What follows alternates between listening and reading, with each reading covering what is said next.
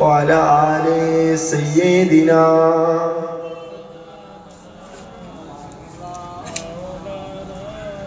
আমি দেখিনি তোমায় চোখের তারায়, তবুও তোমায় ভালোবেসেছি।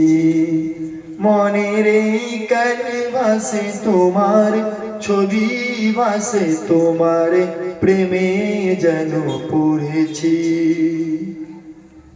দাঁড়ে দাঁড়ে ঘুরে খোদার বাড়ি পৌঁছে দিয়েছ দিন রাত। চিনল না তোমায় তায়েফবাসী, করলো শুধুই আঘাত। দাঁড়ে দাঁড়ে ঘুরে খোদার বাড়ি পৌঁছে দিয়েছ দিন রাত। চিনল না তোমায় তায়েফবাসী, করলো শুধুই আঘাত। তোমার পায়ের ধুলো বালি এই চোখে সুরমা দিয়েছি। মনের ক্যানভাসে তোমার ছবি ভাসে, তোমার প্রেমে যেন পড়েছি। আমি দেখিনি তোমায় চোখের তারায়, তবুও তোমায় ভালোবেসেছি। আল্লাহুম্মা সাল্লি আলা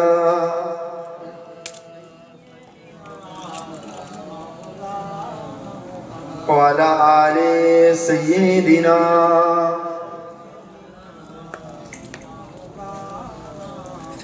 है फकत मुझको मोहब्बत मुस्तफ़ा के नाम से, है फकत मुझको मोहब्बत मुस्तफ़ा के नाम से। मेरी दुनिया मेरी जन्नत मुस्तफ़ा के नाम से। जोरे बोलें ना सुबहान, जोरे बोलें सुबहान अल्लाह। सबाई एक साथ जोरे बोलें सुबहान अल्लाह।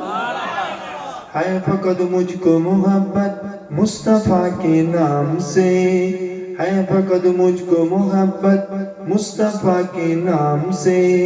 मेरी दुनिया मेरी जन्नत मुस्तफ़ा के नाम से। मेरी दुनिया मेरी जन्नत मुस्तफ़ा के नाम से। या रसूल अल्लाह या हबीब अल्लाह, या रसूल अल्लाह या हबीब अल्लाह, या रसूल अल्लाह या हबीब अल्लाह, या रसूल अल्लाह या हबीब अल्लाह।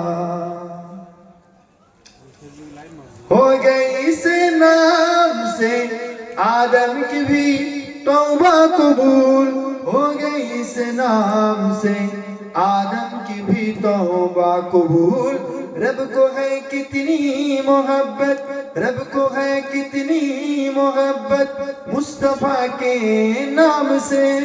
रब को है कितनी मोहब्बत मुस्तफ़ा के नाम से। मेरी दुनिया मेरी जन्नत मुस्तफ़ा के नाम से। मेरी दुनिया मेरी जन्नत मुस्तफ़ा के नाम से। है फकत मुझको मोहब्बत मुस्तफ़ा के नाम से, है फकत मुझको मोहब्बत मुस्तफ़ा के नाम से।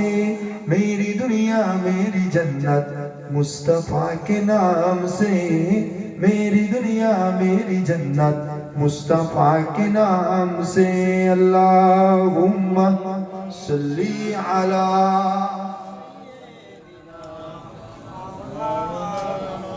वाला आले सय्यिदिना।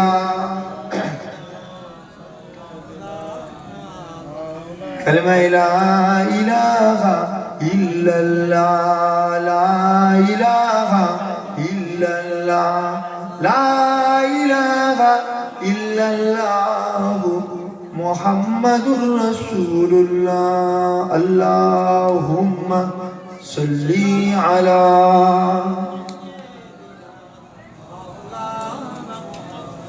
वाला आले सय्यिदिना। قال الله تعالى في كلام المجيد والفرقان الحميد قل إن كنتم تحبون الله فاتبعوني يحببكم الله ويغفر لكم ذنوبكم والله غفور رحيم সম্মানিত শ্রদ্ধেয় আজকে জলসার সভাপতি সাহেব, সম্মানীয় আওলাদে আল্লামা বসিরার হুজুর, আল্লাহ হুজুরের নেক হায়াত দেন, বলেন আল্লাহুম্মা আমিন।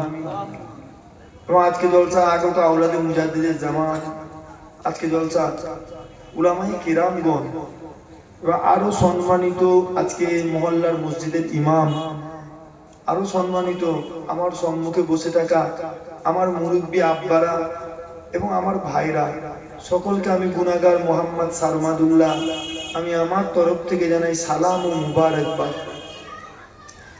সর্বপ্রথম এতক্ষণ ধরে আপনারা ওয়াজ শুনলেন একটা বিজ্ঞ আলেম, ওনার মুখ থেকে শুনছেন তো ওয়াজ, আপনারা শুনছেন তো ওয়াজ নাকি গো? সর্বপ্রথম এই যে মাহফিলটা হচ্ছে এতে আপনারা খুশি তো? বলেন খুশি তো? কেন খুশি? এরকম মাহফিলে দরকার আছে না নাই? এরকম মাহফিল দিলে লাভ আছে না ক্ষতি? লাভ তো নাকি গো? বলবেন তো লাভ আছে তো? কি লাভ? না রাসূলুল্লাহ বলছে দুনিয়ার জমিনে যেই জায়গায় কোরআন হাদিস ইসলামী শরীয়তের কথা হয়, আমার আল্লাহ ওই অল্প সময়ের জন্য ওই জায়গাটাকে জান্নাতের টুকরা করে দেয়। জোরে বলুন সুবহানাল্লাহ। অতএব আমার রাসূলুল্লাহর কথা অনুযায়ী এই জায়গাটা জান্নাতের বাগান, জান্নাতের বাগান। এই আপনাদের এই এলাকায় কটা বাড়ি, ঘর বাড়ি কত? অনেক বাড়ি। এতগুলো বাড়ি, কিন্তু এই মাহফিলের অবস্থা এরকম কেন? অথচ আজকে যদি এই জায়গায় কোন গায়ের কম বেধর্মী মুশরিক গায়ের কমদের অনুষ্ঠান দেওয়া হতো, যদি অনুষ্ঠান শুরু হবার কথা থাকতো 10টা থেকে, আমাদের ঘরের ছেলেগুলো 9টা থেকে এসে বসে থাকতো, কিন্তু এই জায়গায় এসে তারা বসবে না। এই জায়গায় এসে তারা বসবে না। সমাজে দেখেন পাড়ার মোড়ে মোড়ে, চায়ের দোকানে, পাড়ার মোড়ে মোড়ে দেখবেন কি না কিছু মানুষ এক জায়গায় বসে নিজেদের মূল্যবান সময়টাকে গীবত, গিল্লা, পরনিন্দা, পরচর্চার মধ্য দিয়ে কাটিয়ে দিচ্ছে। অথচ আমার রাসূলুল্লাহ বলছে আল গীবাতু আসাদ্দু মিনাজ জিনা, গীবত জিনার থেকেও বড়।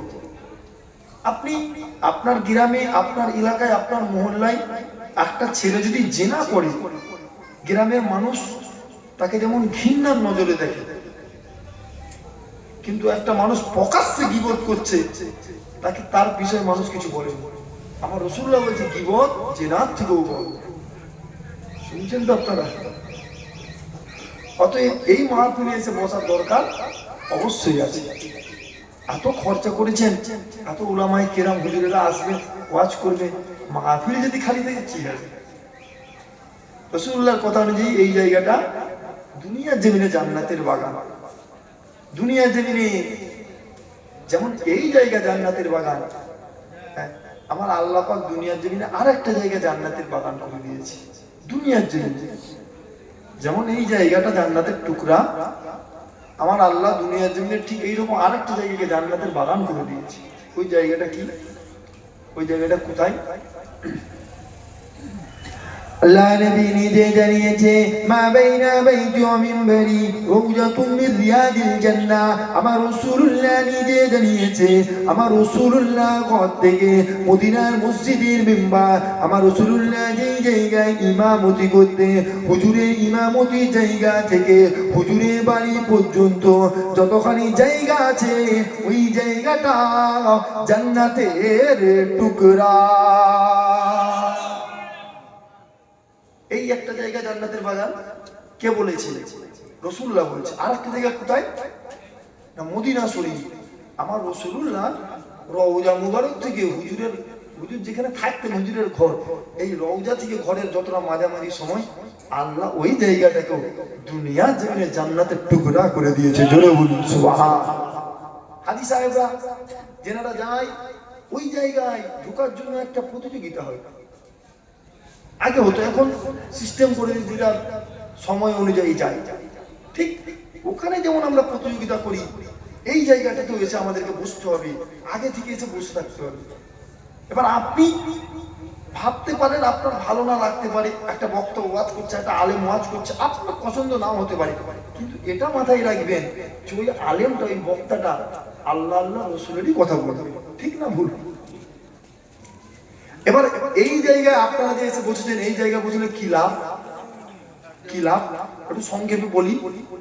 আমার রাসূলুল্লাহ নসিহত করছেন, সাহাবায়ে কিরাম হুজুরেরা বসে আছে, আমার রাসূলুল্লাহ যে বাবারা দুনিয়ার জমিনে ওই জায়গাগুলো জান্নাতের বাগান। কোন জায়গা? যে জায়গায় কোরআন হাদিস ইসলামী শরীয়তের কথা হয়, আমার আল্লাহ ওই জায়গাগুলোকে দুনিয়ার জমিনে জান্নাতের টুকরা করে দেয়। রাসূলুল্লাহ বলছি, বাবা সাহাবারা দুনিয়ার জমিনে একদল আল্লাহ পাকের একদল ফারিস্তা আছে, তাদের কাজ কি? তারা দুনিয়ার জমিনে ওই রকম জান্নাতের বাগান তালাশ করে। যখনই তারা জান্নাতের বাগান দেখতে পেয়ে যায়, ওই জান্নাতের বাগানে বসা মানুষদেরকে তারা তাদের রহমতের ডানা দিয়ে ঘিরে রাখে। জোরে বলুন সুবহান। এবারে বলেন, এই জায়গায় মাহফিল হচ্ছে, আপনারা এসে বসছেন, হুজুরেরা এসে আলোচনা করবে, এই সমস্ত কিছু আমার আল্লাহ পাক জানে না? জানে না? বলেন বলেন বলেন, জানে। তথাপি আমার আল্লাহ পাক ফারিস্তাকে বলবে, আমার ফারিস্তা আজকে অমুক জায়গায় গিয়েছো, আমার বান্দাগুলো কি বলছে? আমার আল্লাহ পাকের ফারিস্তারা বলো, আল্লাহ পাক তারা আপনার গুণগান করছে, তারা আপনার আলোচনা করছে, তারা আপনার জিকির আজকার করছে। আমি একদম সংক্ষেপে বলছি, তারা আপনার গুণগান করছে। আমার আল্লাহ পাক বলে, আমার ফারিস্তারা তারা কোন জায়গা যাবার জন্য এমন করছে, তারা কোন জায়গা থেকে বাঁচার জন্য এমন করছে, কোন জায়গা থেকে নাজাত পাওয়ার জন্য এমন করছে। ফারিস্তারা বলবে, আল্লাহ পাক তারা জাহান্নামে যেতে চায়নি, জাহান্নাম থেকে বাঁচতে চায়, তারা এই জন্য আপনার আলোচনা শুনছে, আপনার আলোচনা করছে, আপনার জিকির আজকার করছে এক জায়গায় বসে। আবার আমার আল্লাহ জিজ্ঞাসা করবে, আমার ফারিস্তারা তারা কোন জায়গা যাবার জন্য এমন করছে? ফারিস্তারা বলে, আল্লাহ পাক তারা আপনার দয়ার জান্নাতে যেতে চায়। তখন আমার আল্লাহ ঘোষণা দিয়ে দেবে, আমার ফারিস্তারা আজকের দিনে তোমরা সাক্ষী থেকে যাও, আমার বান্দাদের গুনাহগুলোকে আমি আল্লাহ মাফ করে দিলাম। জোরে বলুন সুবহান।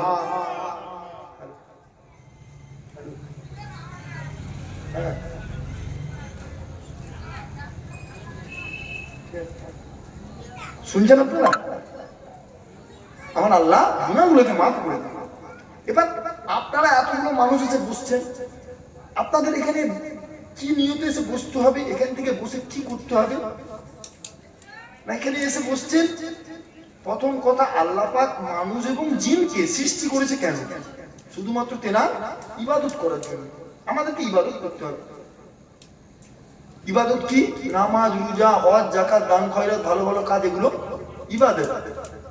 এগুলো ইবাদত। আপনি নামাজ পড়েননি, এখানে আসছেন, হুজুরদের মুখের কথা শুনছেন, নিয়ত থাকবে কি? আল্লাহ আমি যাতে পরিবর্তন হতে পারি, আল্লাহ নামাজ যাতে পড়তে পারি, নিয়ত এটা থাকবে। কেন? ইবাদত আমাদেরকে করতে হবে। রোজা রাখেন নে, নিয়ত থাকবে আল্লাহ আপনি আমাকে হিদায়াত দান করেন, আপনি আমাকে পরিবর্তন করেন। ওয়াজ বুঝতে পারছেন তো আপনারা? নিয়ত এটা থাকবে। ইবাদত আলাদা জিনিস। এই যে নামাজ, রোজা, হজ, যাকাত, দান, খয়রাত, এগুলো ইবাদত। কিন্তু ইবাদতের আগে একটা জিনিস মূল। ওই জিনিসটা কি? না ওই জিনিসটা হচ্ছে ঈমান। ঈমান কি? এক কথায় সমস্ত কিছুর থেকে আমার রাসূলুল্লাহকে নিজের জানের থেকেও বেশি মহাব্বত করার নামটাই হলো ঈমান। জোরে বলুন সুবহানাল্লাহ। আপনাকে সর্বপ্রথম ঈমানদার হতে হবে। আপনাকে ঈমানদার হতে হবে। অন্তরে হাবিবুল্লাহর প্রেমটা সব থেকে বেশি রাখতে হবে। তারপরে আপনি নামাজ পড়েন, তারপরে আপনি রোজা রাখেন, তারপরে আপনি হজ, আল্লাহ সামর্থ্য দিলে হজ করেন, আর আল্লাহ সামর্থ্য দিলে যাকাত দেন, দান খয়রাত করেন, ভালো ভালো কাজ করেন। সর্বপ্রথম ঈমানদার হতে হবে। ঈমান আমার রাসূলুল্লাহকে ভালোবাসা। আপনার জীবনে আপনি যাই করেন, এটা মাথায় রাখতে হবে যে আমি যাই করি আমার অন্তরে সমস্ত কিছুর থেকে বেশি আমার রাসূলুল্লাহর মহব্বতটা চাই। রাসূলুল্লাহকে কারা ভালোবেসেছিল? যাও দেখো, সাহাবায়ে কেরাম হুজুরেরা ভালোবেসেছিল, এমন মহব্বত করতো নিজেদের জানগুলোকে আমার রাসূলুল্লাহর জন্য সব সময় তৈরি রাখতো। আপনি সাহাবায়ে কেরাম হুজুরদের মতো ভালোবাসতে পারবেন না। কেন?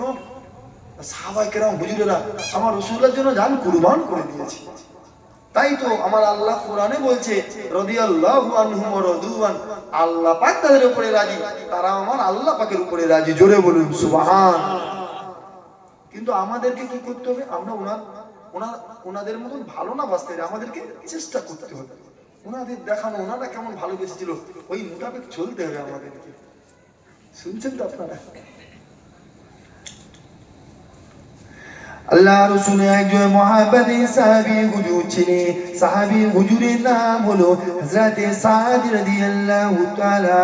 হযরত সাদ হুজুর আমার রাসূলুল্লাহকে কেমন ভালোবেসেছিলেন শুনে। নবী প্রেম কেমন করেছিল সাহাবী। হযরত সাদ হুজুর এক তারিখে মদিনা মসজিদে বাইরে বসে হযরত সাদ হুজুর কান্না করছে। এমনই সময় দেখতে পায় আমার রাসূলুল্লাহ এসে হাজির হয়ে যায়। আল্লাহ রাসূলকে দেখে হযরত সাদ হুজুর সালাম দিতে লাগে, আসসালামু আলাইকা ইয়া রাসূলুল্লাহ হাবিবাল্লাহ। হুজুর আল্লাহ নবী সালামে জবাব দিয়ে বলতে লাগে, এ বাবা সাদ রে, কি হয়েছে বাবা, কেন কান্না করছো বাবা, তোমার কান্নার কারণ কি? হযরত সাদ হুজুর বলেছিলেন, ইয়া রাসূলুল্লাহ হাবিবাল্লাহ হুজুর আপনার হাতে হাত দিয়ে ঈমানের কালমা পড়ে মুসলমান হয়েছি হুজুর। ইয়া রাসূলুল্লাহ হাবিবাল্লাহ হুজুর বিগত 6 মাস হয়ে গেল মদিনার অলিতে গলিতে ঘুরে বেড়াচ্ছি হুজুর। আমি সাদ আমাকে দেখতে ভালো নয়, আমি সাদ আমাকে দেখতে কালো, আমি সাদ আমাকে দেখতে কুৎসি। ইয়া রাসূলুল্লাহ হাবিবাল্লাহ হুজুর তাই তো আমি সাদ আমার সাথে মদিনায় কোনো মানুষ তার মেয়ের বিবাহ দিতে রাজি হয়নি। ইয়া রাসূলুল্লাহ হাবিবাল্লাহ হুজুর আপনার সমস্ত সুন্নত গুলো আমি আদায় করেছি, একটি মাত্র সুন্নত ছাড়া, ওই সুন্নতটা হলো বিবাহ। না জানি ওই সুন্নতটা ছাড়ার জন্য আল্লাহ পাক আমাকে আযাবে জাহান্নাম দিয়ে দেবে, আল্লাহ পাক আমাকে maaf করবে রে। ইয়া রাসূলুল্লাহ হাবিবাল্লাহ হুজুর এই ভয়েতে কান্না করছি হুজুর। আমার রাসূলুল্লাহ জানিয়ে দিলে, এ বাবা সাদ রে, আর কান্না করতে হবে না, যাও বাবা চলে যা। মদিনার সব থেকে ধনী ব্যক্তি, মদিনার সব থেকে ধনী বাড়ি, একটি মাত্র কন্যার সাথে আমি রাসূলুল্লাহ তোমার এই জায়গায় দাঁড়িয়ে বিবাহ দিয়ে দিলাম। খুব মন দিয়ে শুনবেন, এই যে নবী প্রেমের কতটা স্যাক্রিফাইস করেছিল সাহাবায়ে কেরাম হুজুররা, কতটা স্যাক্রিফাইস করেছিল শুনেন। সাদ হুজুর কান্না করছে, আমার রাসূলুল্লাহ এসে বলছে, বাবা সাদ কি হয়েছে বাবা, কান্না করছে কেন? বলছি, ইয়া রাসূলুল্লাহ আপনার সকল সুন্নত আমি পালন করেছি, একটি ছাড়া। কি না? আমি বিবাহ করতে পারি। কেন না? আমি সাদ আমাকে দেখতে ভালো নয়, আমি সাদ আমাকে দেখতে কুৎসিত কালো, তাই তো মদিনার মানুষ তার কন্যার সাথে আমার বিবাহ দেয়। আল্লাহ রাসূল বলছে, বাবা সাদ এইটার জন্য কান্না করছো? জি হুজুর। যাও, আমি রাসূলুল্লাহ বলে দিলাম মদিনার সব থেকে ধনী ব্যক্তি, সব থেকে ধনী বাড়ির একটি মাত্র কন্যার সাথে আমি রাসূলুল্লাহ এই জায়গায় দাঁড়িয়ে তোমার বিবাহ দিয়ে দিলাম। জোরে বলুন সুবহান। সাদ হুজুর রাসূলুল্লাহ বলেছে মানে কি, সাদ হুজুর যাবি মদিনার সব থেকে ধনী বাড়িটায় গিয়ে। সাদ হুজুর বলছে, বাড়িতে কেউ আছেন? বাড়িতে ডাকছি, কেউ আছেন? বাড়ির ভেতর থেকে একজন মানুষ বেরিয়ে এলেন। ওই মানুষটা বলছে, ওই মানুষটাকে সাদ হুজুর বলছে, আপনার কন্যার সাথে রাসূলুল্লাহ আমার বিবাহ ঠিক করেছে, আমার বিবাহ দিয়ে দিয়েছে, বিবাহ ঠিক করেছে। ওই মানুষটা শুনে রেগে গেলেন, কারণ ওই মানুষটা তখন ঈমানের কলমা পড়েন, মুসলমান হয়নি। মানুষটা রেগে গেলেন, কন্যা আমার, বিবাহ ঠিক করার মোহাম্মদকে, বিবাহ ঠিক করার মোহাম্মদ, কন্যা তো আমার। রেগে গেলেন। সাদ হুজুরকে বলছে, যাও চলে যাও, আমার বাড়ি থেকে চলে যাও, তাড়িয়ে দিচ্ছে। এমনই সময়তে বাড়ির ভেতর থেকে পর্দার আড়াল থেকে আওয়াজ আসতে লাগে, মহিলা কণ্ঠে বাড়ির ভেতর থেকে আওয়াজ আসতে লাগে, আব্বাজান কাকে তাড়াচ্ছেন? আব্বাজান আপনি ওনাকে তাড়াবেন না। আব্বাজান আমার রাসূলুল্লাহ যার সাথে আমার বিবাহ ঠিক করেছে আমি তাকে বিবাহ করব। শুনছেন তো আপনারা? মানুষটা তেড়িয়ে দিচ্ছে, বাড়ির ভিতর থেকে ওনার কন্যা বলছে আব্বাজান তাড়াবেন না, আমার রাসূলুল্লাহ যার সাথে আমার বিবাহ ঠিক করে আমি তাকেই বিবাহ করব। তো ওই মহিলাটা সাদ হুজুরকে বিবাহ করেছিলেন। যেই মানুষটা তেড়িয়ে দিচ্ছিল উনি আমার রাসূলুল্লাহর কাছে গিয়ে ঈমানের কালেমা পড়ে মুসলমানও হয়েছিলেন। তো সাদ হুজুরের বিবাহ হয়ে গেল। শুনেন, সাদ হুজুরের বিবাহ হয়ে গেল। সাদ হুজুর অত্যন্ত গরিব, টাকা পয়সা নেই। সাহাবায়ে কেরাম হুজুরেরা সবাই টাকা তুলে কিছু কিছু টাকা তুলে সাদ হুজুরকে দিলেন। কেন না, নতুন স্ত্রী, কিছু তো জিনিসপত্র কিনতে হবে না কি গো, নতুন স্ত্রী। সাদ হুজুর তো গরিব, সাদ হুজুরকে দিলেন নতুন স্ত্রীর জন্য কিছু কিনে নতুন স্ত্রীর জন্য নিয়ে যাবেন। সাদ হুজুর ওই নতুন স্ত্রীর জন্য বাজারে কিনতে গিয়েছে, জিনিসপত্র কিনতে গিয়েছে। সাদ হুজুর বাজারে জিনিসপত্র কিনছে। এমনি সময় সাদ হুজুর কিনতে কিনতে হুজুরের কানে খবর এসে যায় যে আমার রাসূলুল্লাহ জিহাদের জন্য ডাক দিচ্ছে। একদিকে নতুন স্ত্রী, সবেমাত্র বিবাহ করেছে, ওই নতুন স্ত্রীর জন্য জিনিস কিনছে। কিনতে কিনতে কানে খবর পেয়ে যায় কি, আমার রাসূলুল্লাহ জিহাদের জন্য ডাক দিচ্ছে। ইসলামের হয়ে, দ্বীনের হয়ে, শরিয়াতের হয়ে কাফিরদের বিরুদ্ধে, বেঈমানদের বিরুদ্ধে, মুশরিকদের বিরুদ্ধে আল্লাহর রাসূল জিহাদের জন্য ডাক দিচ্ছে। হযরত সাদ হুজুর এমনি করে বাজারের মধ্যে জিনিসপত্র কিনতে কিনতে হুজুর চিন্তায় পড়ে গেলে, কেননা একদিকে একদম নতুন স্ত্রী, অপর দিকে আমার রাসূলুল্লাহ জিহাদের জন্য ডাক দিচ্ছে। এ যুবকেরা, আপনারা তরুণেরা, হযরত সাদ হুজুর চিন্তায় পড়ে গেলে কি করব, কোন দিকে যাব? একদিকে নতুন স্ত্রী, অপর দিকে আমার রাসূলুল্লাহ জিহাদের জন্য ডাক দিচ্ছে।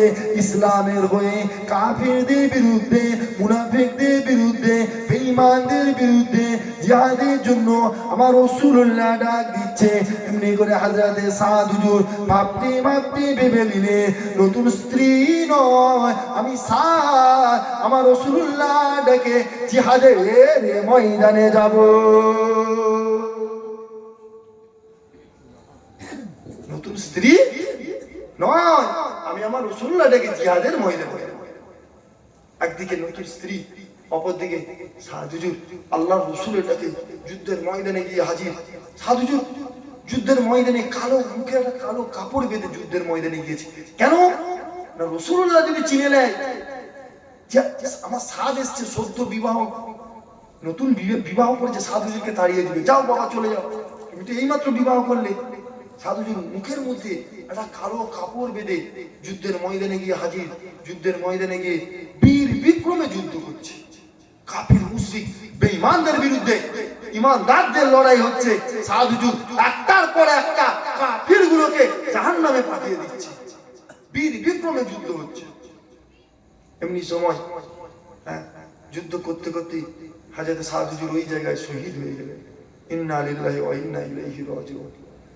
হযরত সাদ হুজুর শহীদ হয়ে যাবার পরে সাদ হুজুরের মুখের যে কালো কাপড়টা, ওটা উঠে গেল। সাহাবায়ে কেরাম হুজুরেরা কালো কাপড়টা যেই উঠে গেল, সাদ হুজুরকে চিনতে পেরে গেলেন। সাহাবায়ে কেরাম হুজুরেরা গিয়ে আমার রাসূলুল্লাহর কাছে গিয়ে আল্লাহর রাসূলকে বলছে, ইয়া রাসূলুল্লাহ, আমাদের ভাই সাদ সদ্য বিবাহ, নতুন বিবাহ করেছে, আমাদের ভাই সাদ যুদ্ধের ময়দানে এসে যুদ্ধ করতে করতে শহীদ হয়ে গিয়েছে। আমার রাসূলুল্লাহ সাহাবায়ে কেরাম হুজুরদের কাছ থেকে কথাটা শুনেই আল্লাহর রাসূলের চোখ দিয়ে পানি বেরিয়ে গেল। আমার রাসূলুল্লাহ কান্না শুরু করে দিলেন সাহাবায়ে কেরাম হুজুরদের কথাটা শুনে। আবার কিছুক্ষণ পরে আমার রাসূলুল্লাহ আসমানের দিকে তাকিয়ে মুচকি মুচকি হাসছেন। জোরে বলুন সুবহানাল্লাহ। সাহাবায়ে কেরাম হুজুরেরা বলতে লাগে, ইয়া রাসূলুল্লাহ হাবিবাল্লাহ, হুজুর আপনি তো এইমাত্র কান্না করলে, আবার কেন মুচকি মুচকি হাসছে? আমার রাসূলুল্লাহ জবাব দিতে লাগে, আমার সাহাবায়ে কেরাম বলেরা, বাবারা আমি রাসূলুল্লাহ আমার সাদের মৃত্যুর কথাটা শুনি, আমার সাদের শহীদের কথাটা শুনি আমি রাসূলুল্লাহ থাকতে পারলাম না। আমি রাসূলুল্লাহ আমার চোখ থেকে পানি বেরিয়ে গেল। আমার সাহাবায়ে কিরাম বলেরা, বাবারা আমি রাসূলুল্লাহ সহ্য করতে পারলাম না, কেননা আমার সাহা অনেক কষ্ট করে বিবাহ করেছে, নতুন বিবাহ করে নতুন স্ত্রীর কাছে না গিয়ে আমি রাসূলুল্লাহ আমার ডাকে যুদ্ধের ময়দানে এসে যুদ্ধ করতে করতে শহীদ হয়ে গিয়েছিলেন। আমার সাহাবায়ে কিরাম বলেরা, আমার সাদের মৃত্যু কথাটা শুনে আমি রাসূলুল্লাহ কান্না করে ফেললাম। সাহাবায়ে কিরাম হুজুরেরা বলতে লাগে, ইয়া রাসূলুল্লাহ হাবিবাল্লাহ, হুজুর আপনার কান্নার কারণটা বুঝতে পারলাম।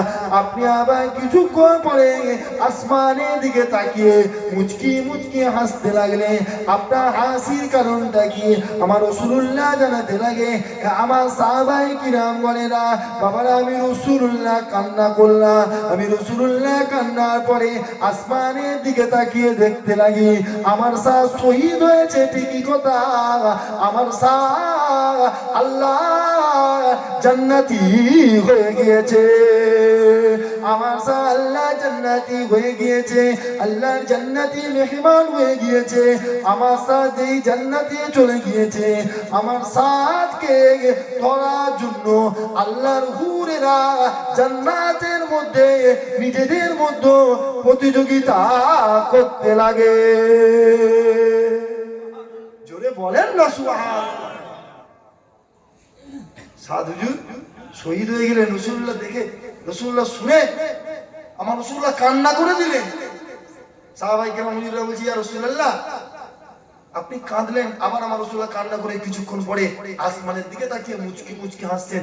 সাহাবায়ে কেরাম হুজুররা বলছি, ইয়া রাসূলুল্লাহ আপনি তো এই মাত্র কান্না করলেন, আবার কেন মুচকি মুচকি হাসছেন? আল্লাহর রাসূল বলছে, হে আমার সাহাবারা, আমি দেখতে পাচ্ছি আমার সাদ শহীদ হয়ে গিয়েছে ঠিকই কথা, আমার সাদ আল্লাহর জান্নাতি হয়ে গিয়েছে। জোরে বলুন সুবহানাল্লাহ। জান্নাতি হুরেরা আমার সাদকে ধরার জন্য নিজেদের মধ্যে প্রতিযোগিতা করছে। আহ, জীবন গড়েছিলেন, স্যাক্রিফাইস করেছিলেন, নতুন স্ত্রীকে রেখে যুদ্ধের ময়দানে যাওয়া চারটিখানি জিনিস নয়। আপনি ভাবছেন কথাটা সহজ, কথাটা আপনি শুনছেন আপনার মনে হচ্ছে যে অনেক সহজ, চারটিখানি জিনিস নয়। একদিকে নতুন স্ত্রীকে রেখে রাসূলুল্লাহ ডাকে জিহাদের ময়দানে যাওয়া, স্যাক্রিফাইস করেছিলেন। আল্লাহ আল্লাহ মাকাম বাড়িয়ে দিয়েছে। সাহাবায়ে কেরাম হুজুরদের তেনাদের সম্পর্কে আমার আল্লাহ বলছে, রাদিয়াল্লাহু আনহুম ওয়া রাদুয়ান, আল্লাহ তাদের উপরে রাজি, তারা আমার আল্লাহ পাকের উপরে রাজি। জোরে বলুন সুবহানাল্লাহ। আপনি আপনাকে রাসূলকে ভালোবাসতে হবে। আপনি যদি বলেন যে সাহাবায়ে কেরাম হুজুরেরা যেমন ভালোবেসেছিল আমরা আমরা ভালোবাসবো না, পারবেন না। সাহাবায়ে কেরাম হুজুররা ছিল আসহাবুকান নুজুম, আমার রাসূলুল্লাহ বলছে আমার সাহাবীরা আকাশের তারকার ন্যায়। সাহাবায়ে কেরাম হুজুররা একটা সাহাবায়ে কেরাম হুজুর ছিল, আমার রাসূলুল্লাহ যুদ্ধের ময়দানে আছে, আল্লাহর রাসূল আছে, সাহাবায়ে কেরাম হুজুরেরা আছে, কাফিরদের সাথে যুদ্ধ হচ্ছে, এমন সময় কাফির মুশরিক বেঈমানগুলো আমার রাসূলুল্লাহকে উপেক্ষা করে তীর ছুঁড়তে লাগে।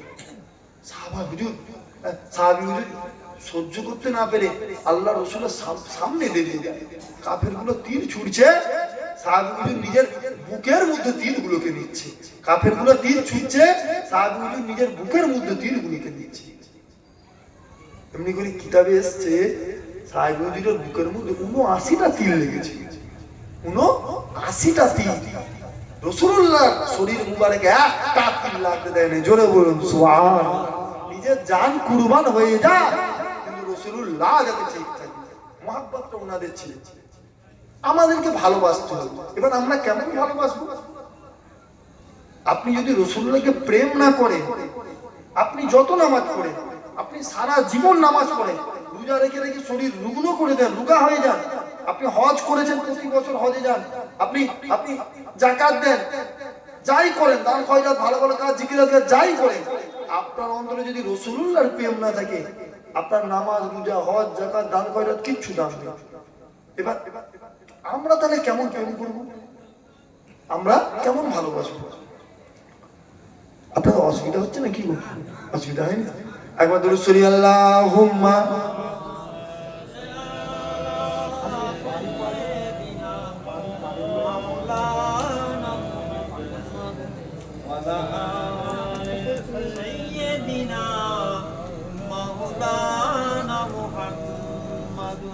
तुम सिर्फ बशर हो या नूर खुदा हो, तुम आखिर क्या हो या नबी, तुम आखिर क्या हो।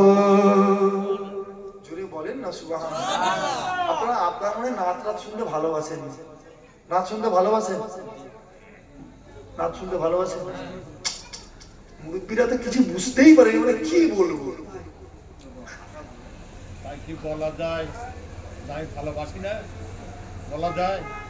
আমি শুনেন একটা কথা বলি, আমি এসেছি, আমি তো নতুন আপনাদের এই এলাকায়, আগের বছর এসেছিলাম এই আল্লামা হুজুরের দরবার থেকে জিয়ারত করে সোজা চলে গেছিলাম অনেকটা হাসনাবাদের দিকে, ওখানে আগের বছর একবার এসেছিলাম।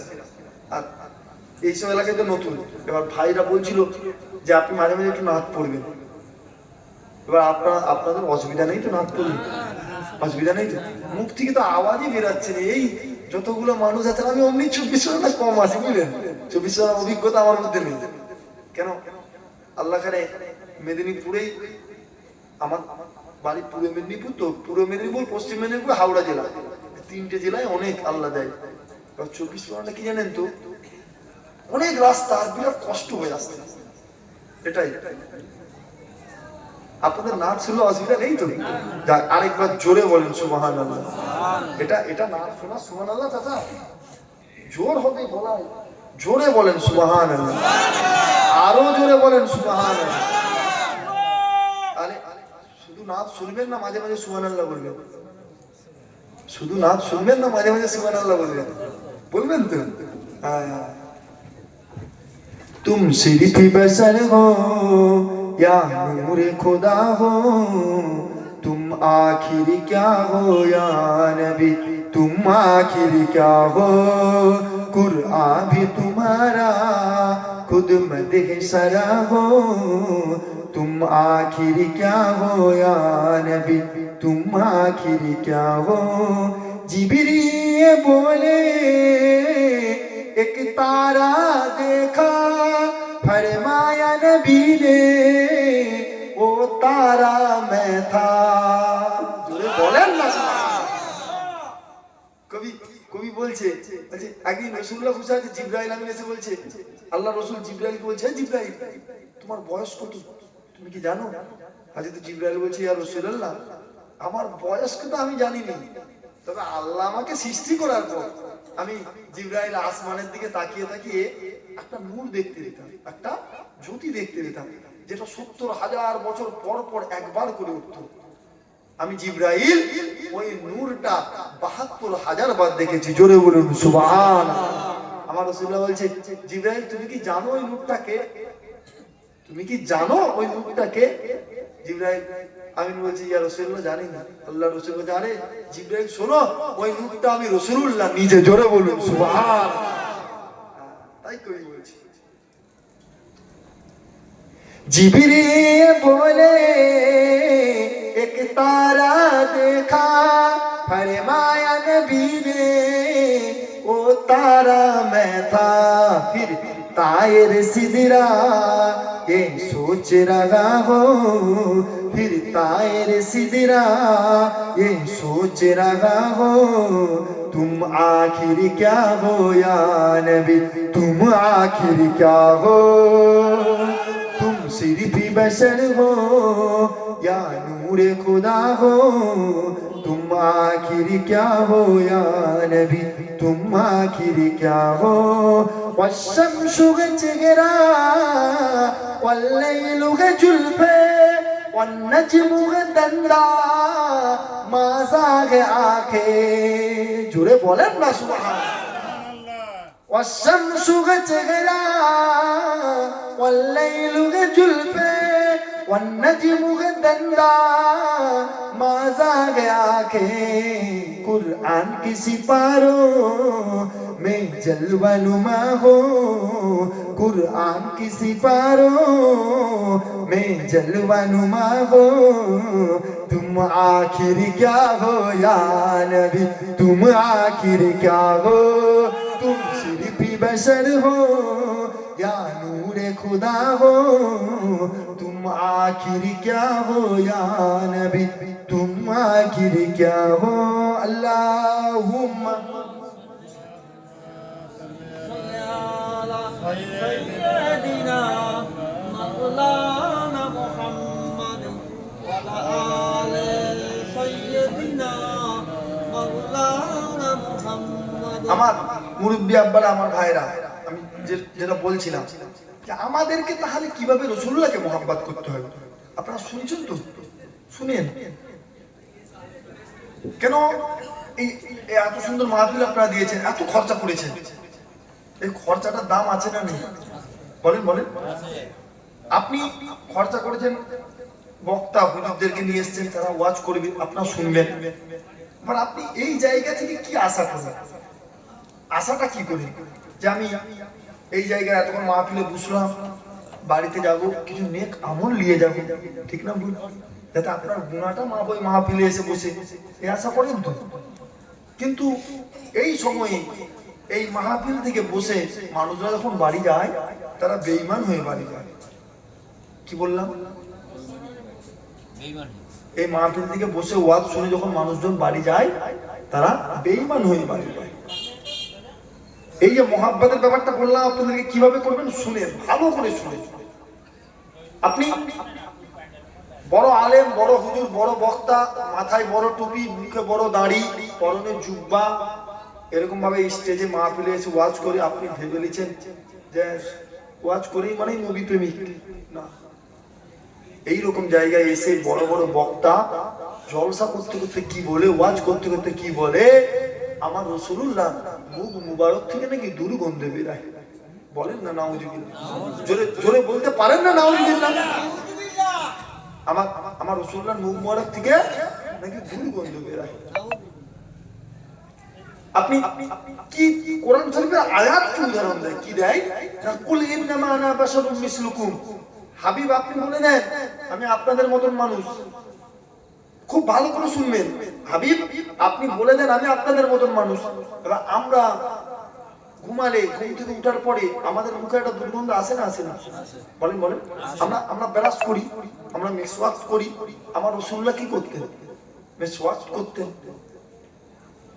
ওই হিসাবে বলে যে আমার রাসূলুল্লাহর মুখ মুবারক থেকে দুর্গন্ধ বেরায় আপনি বিশ্বাস করবেন আপনি ভাববেন যে হ্যাঁ আমাদের তো মুখ থেকে দুর্গন্ধ বেরায় রাসূলুল্লাহ তো আমাদের মতো মানুষ তারা আমার রাসূলুল্লাহর মুখ থেকে দুর্গন্ধ বেরায় সঙ্গে সঙ্গে বেঈমান হয়ে যাবে সঙ্গে সঙ্গে বেঈমান হয়ে যাবে বড় বক্তা বড় মৌলী সাহেব বড় দাড়ি বড় জুব্বা বড় টুপি জলসা করতে করতে বলে আমার রাসূলুল্লাহ নাকি কিয়ামতের দিন মিজানের পাল্লার দিকে ভ্যাল ভ্যাল করে তাকিয়ে থাকবে নেকির পাল্লা ভারী হচ্ছে না গুনার পাল্লা ভারী হচ্ছে আপনি বিশ্বাস করবেন সঙ্গে সঙ্গে বেঈমান হয়ে যাবে শুনছেন আপনারা বড় বক্তা বড় মৌলী সাহেব বড় হুজুর সে যে কি বলে আমার রাসূলুল্লাহ নাকি কাউবয় ছিল কাউবয় রাখাল ছিল আপনি বিশ্বাস করবেন সঙ্গে সঙ্গে বেঈমান হয়ে যাবে আপনি গুস্তাখি করছেন বড় বক্তা বড় হুজুর সেজে আল্লাহ কোরআনে বলে দিয়েছে এই ইমানদারেরা আমার হাবিবের কথার আওয়াজের উপরে যদি তোমাদের কথা চলে যায় আনতাহাবাদা আমালুকুম ওয়া আনতুম লা তাসুরুন তোমাদের সব আমল ধ্বংস করে দেব বরবাদ করে দেব তোমরা বুঝতে পারবে আর তুমি ইলমের গরম দেখাচ্ছ আমার কথা বুঝতে পারছেন তো আপনাদের কি মনে হয় আমার রাসূলুল্লাহর মুখ মুবারক থেকে দুর্গন্ধ বেরায় আর সবাই জোরে বলে আল্লাহ রসুল তো অনেক দূরে। আমার রাসূলুল্লাহ যখন আম্মা জান আমিনা হুজুরে গর্ভের মধ্যে ছিলেন, আম্মা জান আমিনা হুজুরে গর্ভে থাকা অবস্থায় এমনি করে দেখতে পাওয়া যায় আম্মা জান আমিনা হুজুরে পুরো শরীর থেকে খুশবু বাহির হতে লাগে, এত খুশবু বাহির হতে লাগে। আম্মা জান আমিনা হুজুরে পুরো বাড়িটা খুশবুতে ভরপুর হয়ে যায়। এমনি করে আমার রাসূলুল্লাহ দাদা বলতে লাগে, হে মা আমিনা রে, এত সুন্দর সুন্দর খুশবু তুমি কোথা থেকে পাচ্ছ? এত দামি দামি খুশবু তুমি কোথা থেকে পাচ্ছ? আম্মা জান আমিনা বলেছিলে, আব্বা জান আমার শরীর তো দূরের কথা, আমি আমিনা থুতু ফেলি, ওই থুতু থেকে আমার আল্লাহ পাক খুশবু জাহির করে দেয়। রাসূলুল্লাহ কি বলছে? মুখ মুবারক থেকে দুর্গন্ধ বের। আরে রাসূলুল্লাহকে রাখো, আমার রাসূলুল্লাহ আম্মা আমিনার গর্ভে যখন ছিল, আম্মা আমিনার শরীর থেকে আল্লাহ খুশবু জাহির করে দিয়েছে। এত খুশবু পুরো বাড়িটা খুশবুতে ভরপুর হয়ে যেত। আমার রাসূলুল্লাহ দাদা জান বলছে, মা আমিনা এত সুন্দর সুন্দর খুশবু তুমি কোথা থেকে পেলে? আম্মা আমিনা বলছে, আব্বা জান আমার শরীর তো দূরের কথা, আমি আমিনা থুতু ফেলি, ওই থুতু থেকে আল্লাহ খুশবু জাহির করে দেয়। জোরে বলুন সুবহানাল্লাহ। বাদাউলাত কার ওসিলা? কার না? রাসূলুল্লাহ। রাসূলুল্লাহ গর্বে হাবিবুল্লাহ। আর সেই নবী তুমি বড় বক্তা যে বলছো, সেই নবীর মুখ মুবারক থেকে দুর্গন্ধ বেরায়, আপনার ঈমান চলে যাবে। বিশ্বাস করা মানে ঈমান চলে যাবে। এ যুবকেরা, এ নবী পাকের প্রেমিকেরা, এ আমার রাসূলের দিওয়ানারা, আমার রাসূলুল্লাহ যখন কোনো রাস্তা দিয়ে যেত, আমার রাসূলুল্লাহর মুখ মুবারক থেকে দুর্গন্ধ নয়, আমার রাসূলুল্লাহর মুখ মুবারক থেকে সুগন্ধ বেরাতো। আমার রাসূলুল্লাহ যখন কোনো রাস্তা দিয়ে যেত, আমার রাসূলুল্লাহ যে রাস্তা দিয়ে যেত, ওই রাস্তাঘাট পাথরগুলো আমার রাসূলুল্লাহকে সিজদা অবস্থায় থাকতে, আমার রাসূলুল্লাহ যে রাস্তা দিয়ে যেত, আমার নূর নবী শরীর মুবারক থেকে একটা খুশবু জাহির হতো, একটা খুশবু বাহির হতো। ওই খুশবুটা ওই রাস্তাতে থাকতো। পরে কোনো মানুষ ওই খুশবুটা পেয়ে যেত, ওই রাস্তা দিয়ে যেত, ওই মানুষটা ওই খুশবুটা পেয়ে বুঝে নিত এখান দিয়ে অন্য কেউ যায় না, দিন দুনিয়ার বাদশাহ আমিনাল্লাহ মদিনা দুলা নূরে মুস্তাফা গিয়েছিল। রাসূলুল্লাহ শরীর থেকে খুশবু বের হতো, যে রাস্তা দিয়ে চলতো ওই রাস্তাটা পুরো খুশবুতে ভরপুর হয়ে যেত। পরে কোনো মানুষ যখন যেত, ওই মানুষটা ওই খুশবুটা পেয়ে বুঝে নিত এখান থেকে দিন দুনিয়ার বাদশাহ হাবিবুল্লাহ তাশরীফ রেখেছে। জোরে বলুন সুবহানাল্লাহ। আপনি বিশ্বাস করে নিলেন, আপনার ঈমান শেষ। আপনি বিশ্বাস করে নেবেন যে আমার রাসূলুল্লাহ কিয়ামতের দিন সুপারিশ সাফায়াত করতে পারবে না। আমার রাসূলুল্লাহ নিজেই চিন্তায় থাকবে নেকির পাল্লা ভারী হচ্ছে না গুনার পাল্লা ভারী হচ্ছে।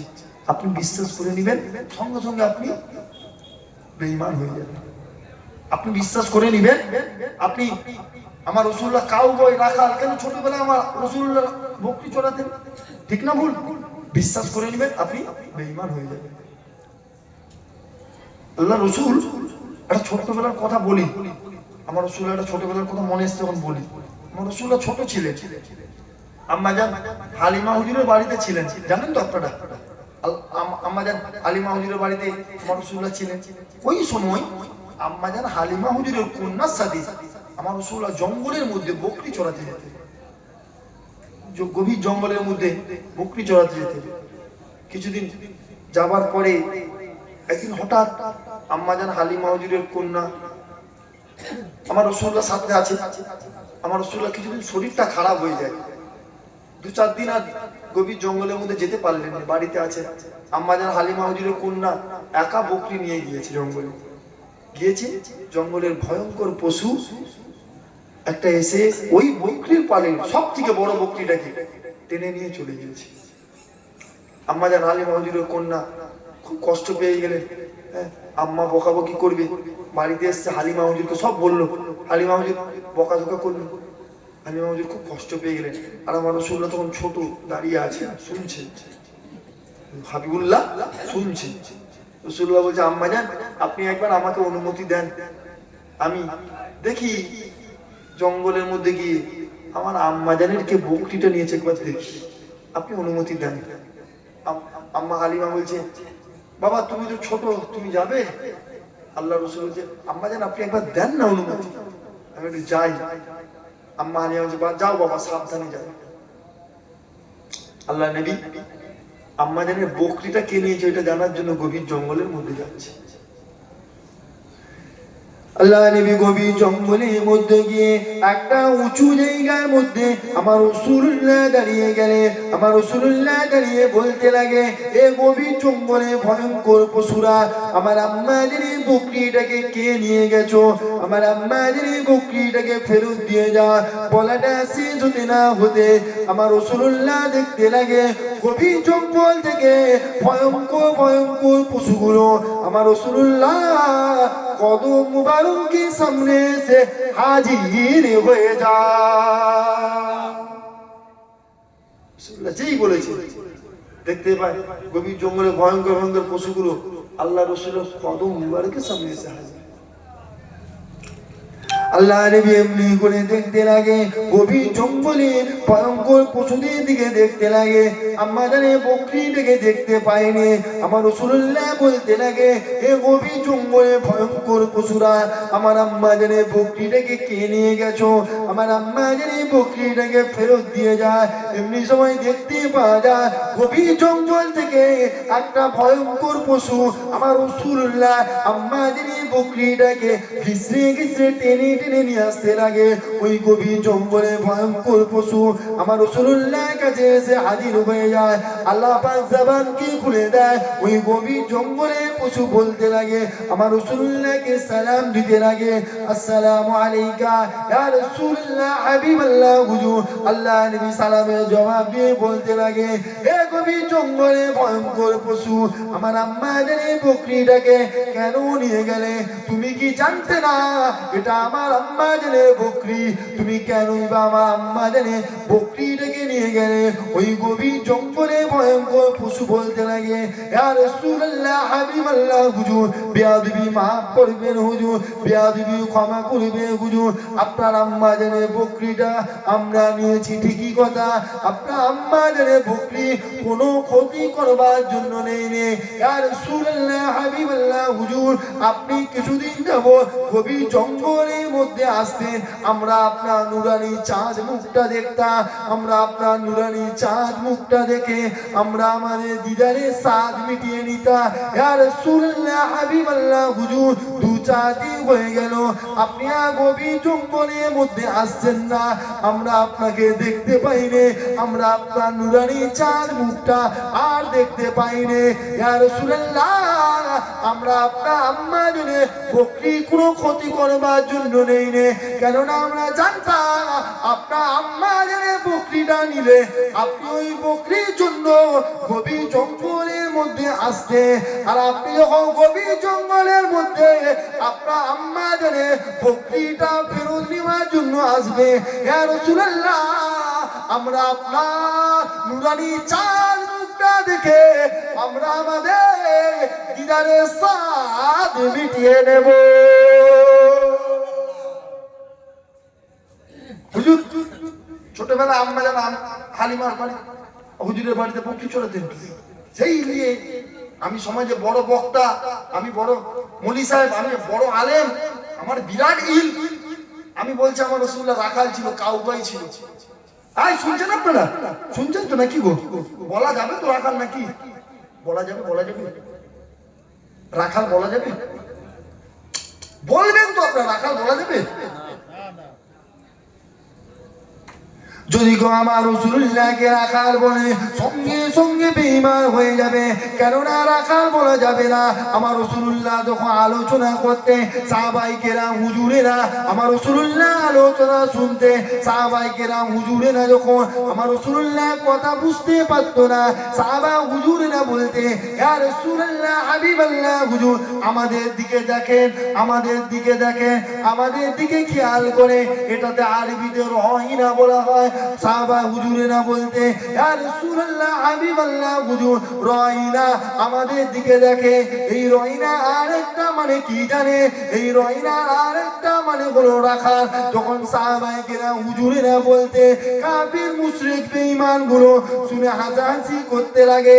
এ যুবকেরা, আব্বারা, তরুণেরা, আমার আল্লাহ পাক যখনই বুঝতে পেরে যায়, আমার আল্লাহ পাক আয়াত নাজিল করে দিলে, আমার আল্লাহ পাক কোরআন শরীফের মধ্যে আয়াত নাজিল করে দিলে, ইয়া আইয়ুহাল্লাযীনা আমানু লা তাকুলু রাইনা আকুলু যুরনা, এই ঈমানদারেরা তোমরা রাইনা বলো না, রাইনা বলো না, তোমরা বলো ইয়া রাসূলুল্লাহ আমাদের দিকে নজরে করম করে দাও।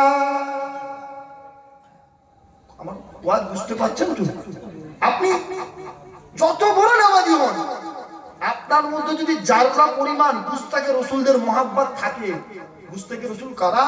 যারা এইরকম ভাবে আমার রসুল্লাহ শানকে কমাতে চায়, ইজ্জতকে কমাতে চায়, মাকামকে কমাতে চায়, যারা পরিমাণ যদি তাদের জন্য মহাব্বত থাকে, আপনি ইমানদার নন। শুনছেন আপনারা? আপনি ইমানদার নন। এবার ওই যে প্রথম বলেছিলাম নবীকে কেমন ভালোবাসবো, কিন্তু আমরা তো সাহাবায়ে কেরাম হুজুরদের মতো ভালোবাসতে পারবো না, পরিষ্কার কথা। তাহলে আমরা কেমন ভালোবাসবো রাসূলুল্লাহকে? কেমন ভালোবাসবো না? সমাজে এই গুস্তাকে রসুলদের থেকে আমাদেরকে দূরে থাকতে হবে। এই গুস্তাকে রসুলদের থেকে আমরা এই গুস্তাকে রসুলদেরকে ঘৃণা করব, আমরা এই গুস্তাকে রসুলদের বিরুদ্ধে বলবো, আমরা এই গুস্তাকে রসুলদেরকে পছন্দ করব না। এটাই হবে আমাদের মধ্যে রাসূলুল্লাহর ভালোবাসা। আপনি শুনছেন? যদি যদি এবার আপনি বলতে পারেন, যদি আমার বাপ যদি গুস্তাকে রসুল হয়, যদি আমার রাসূলুল্লাহর সাথে গুস্তাকি করে, তারও বিরুদ্ধে বলতে হবে না? হবে না? বলেন বলেন। আপনি যদি না বলেন, আপনি ঈমানদার নন, মাথায় রাখবেন।